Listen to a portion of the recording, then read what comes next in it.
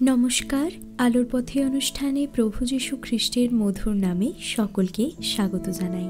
আমি বিশ্বাস করি পরম করুণাময় ঈশ্বরের অসীম করুণায় আপনি এবং আপনার পরিবারের সকলেই অত্যন্ত সুস্থ আছেন এবং সুন্দর আছেন।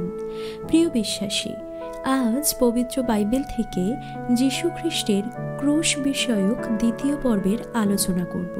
আমি বিশ্বাস করি আপনার কাছে পবিত্র বাইবেল আছে এবং ভিডিওটি দেখা শুরু করার আগে অবশ্যই বাইবেলের নতুন নিয়মের 1 করন্থীয় 1 অধ্যায়ের 18 পদটি পাঠ করুন।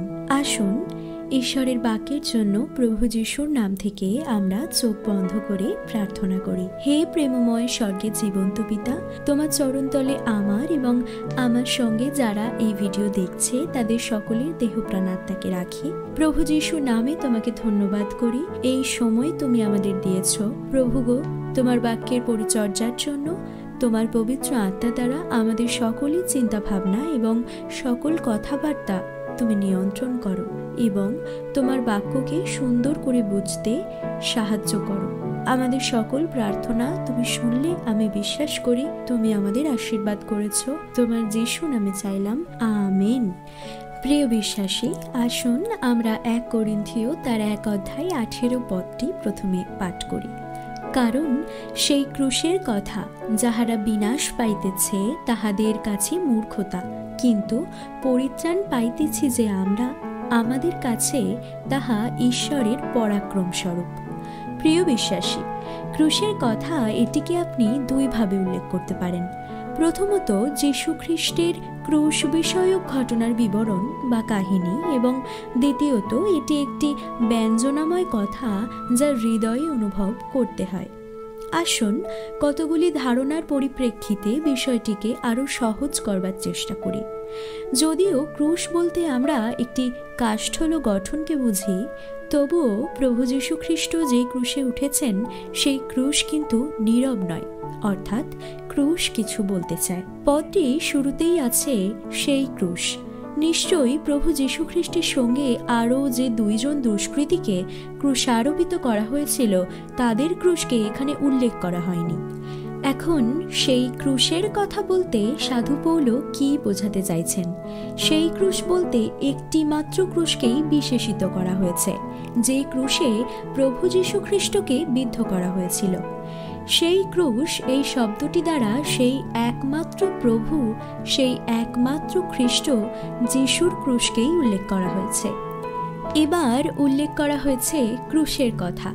এর অর্থ সেই সত্য সুসমাচারের কথা, যাতে পরিত্রাণের বার্তা আছে।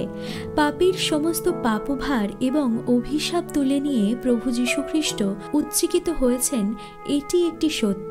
এই সত্য আমাদের প্রতি মুহূর্তে মনে করিয়ে দেয় যে আপনার আমার পাপ তার উপর বর্তেছে। যীশু খ্রিস্ট আপনার পাপের জন্য গেতসেমানির বাগানে নিদারুণ মানসিক বেদনা ও যন্ত্রণার মধ্যে গভীরভাবে দুঃখ ভোগ করেছিলেন। তারপর যখন পিলাতের আদালতে তারা প্রহার করে ভয়ঙ্কর অত্যাচারে অর্ধমিত করে তাকে ভারী ক্রুশটিকে বহন করতে বাধ্য করেছিল এবং টেনে হিঁচড়ে তাকে নিয়ে যাওয়া হয়েছিল কালভেরির পর্বতে, সেখানে তারা তার হাত ও পায়ের মধ্যে পেরেক বিদ্ধ করেছিল, যেখানে তারা ক্রুশ তুলে দিয়েছিল এবং আপনার আমার পাপের দেনা শোধ করার জন্য তার শরীরের সমস্ত রক্ত তাকে ঝরাতে হয়েছিল। তারা তাকে ঝুলন্ত অবস্থায় বহুক্ষণ রেখে দিয়েছিল, যাতে করে আপনি উদ্ধার পেতে পারেন। শুধুমাত্র আপনার পাপের ক্ষমা পেতে নয়, বরং তাকে বিশ্বাস করার সরল প্রক্রিয়ার মাধ্যমে পাপহীন হিসেবে ধার্মিক পরিগণিত হতে পারেন। জড় কাষ্ঠল ক্রুশ বাগ্ময় হয়ে যেন এই কথাগুলো নিঃশব্দে বলে চলেছে। ক্রুশের কথা এই যে আপনি আমি পাপে মৃত হলেও জীবন পেয়েছি, কারণ যীশু খ্রিস্টের ক্রুশ হয়েছে। ক্রুশের ঘটনার প্রকৃত কারণ ক্রুশের কথায় পাওয়া যায়। কলসীয় 2 অধ্যায়ের 13 এবং 14 পদ বলে, আর ঈশ্বর তোমাদিগকে অপরাধে ও তোমাদের মাংসের অতচ্ছেদে মৃত তোমাদিগকে তাহার সহিত জীবিত করিয়াছেন, আমাদের সমস্ত অপরাধ ক্ষমা করিয়াছেন, আমাদের প্রতিকূল যে বিধিবদ্ধ হস্তলেখ্য আমাদের বিরুদ্ধে ছিল তাহা মুছিয়া ফেলিয়াছেন এবং ব্রেক দিয়া লটকাইয়া দূর করিয়াছেন। ক্রুশের কথা এটা পরিষ্কার করে বলে যে উত্তম আচরণ করে অথবা মাঝে মধ্যে মণ্ডলীতে এসে আপনি পরিত্রাণ অর্জন করেন না। আপনি যা করেন সেই সমস্ত তথাকথিত উত্তম জিনিসকে ক্রুশের কথা ছুঁড়ে ফেলে দেয় এবং বলে যে প্রতিনিধি হিসেবে আপনার পাপের জন্য সম্পূর্ণ প্রায়শ্চিত্ত করতে ক্রুশের উপরে যিশু যা করেছেন সেটাই হচ্ছে একমাত্র বিষয় যা আপনাকে পরিত্রাণ দিতে পারে। রোমিও তার 5 অধ্যায় 8 এবং 9 পদটি যদি আপনি পড়েন বিষয়টি সহজে অনুধাবন করতে পারবেন। কিন্তু ঈশ্বর আমাদের প্রতি তাহার নিজের প্রেম প্রদর্শন করিতেছেন, কারণ আমরা যখন পাপী ছিলাম তখনও খ্রিস্ট আমাদের নিমিত্ত প্রাণ দিলেন। সুতরাং সম্প্রতি তাহার রক্তে যখন ধার্মিক গণিত হইয়াছে তখন আমরা কত অধিক নিশ্চয় তাহা দ্বারা ঈশ্বরের ক্রোধ হইতে পরিত্রাণ পাইব। আপনি যখন পাপী ছিলেন তখনও ঈশ্বর আপনাকে প্রেম করেছেন। আপনি যখন পাপী ছিলেন তখনও খ্রিস্ট আপনার পাপের দেনা শোধ করতে মৃত্যুবরণ করেছেন এবং এমনকি যদিও আপনি একজন পাপী তাও আপনি তার রক্তের দ্বারা ধার্মিক গণিত হতে পারেন। ক্রুশের কথা এই নিশ্চয়তাগুলোই ঘোষণা করে। ক্রুশের কথা শুনুন। ক্রুশ বলছে প্রভু যীশু খ্রিস্টের যে রক্ত ঝরেছে তা পৃথিবীর সমস্ত পাপী মানুষের পাপের প্রায়শ্চিত্তের জন্য। পশুর রক্ত নয়, প্রভু যীশুর রক্ত আমাদেরকে শুচি করে।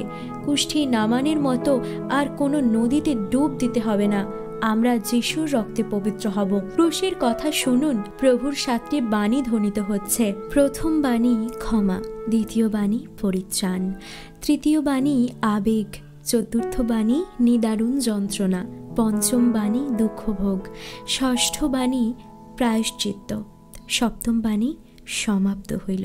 কারণ সেই ক্রুশের কথা যাহারা বিনাশ পাইতেছে তাহাদের কাছে মূর্খতা, কিন্তু পরিত্রাণ পাইতেছি যে আমরা, আমাদের কাছে তাহা ঈশ্বরের পরাক্রম স্বরূপ।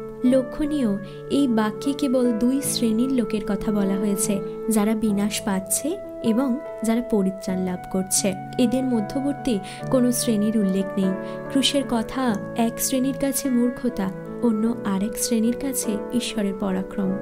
মূর্খতা শব্দের অর্থ হল অর্থহীন কিছু। খ্রিস্টের মৃত্যুর দ্বারা আপনাকে অবশ্যই পরিত্রাণ পেতে হবে, যা এই রকমের প্রচার শোনা অপরিত্রাণপ্রাপ্ত লোকেদের কাছে শুধুমাত্র মূর্খতাপূর্ণ কথাবার্তা শোনার সমান। যারা বিনাশপ্রাপ্ত হতে চলেছেন তাদের পাপের দেনা শোধ করার জন্য তাদের প্রতিনিধি হিসেবে খ্রিস্টের মৃত্যুর বিষয় প্রচারের কোনো মূল্য তাদের কাছে নেই।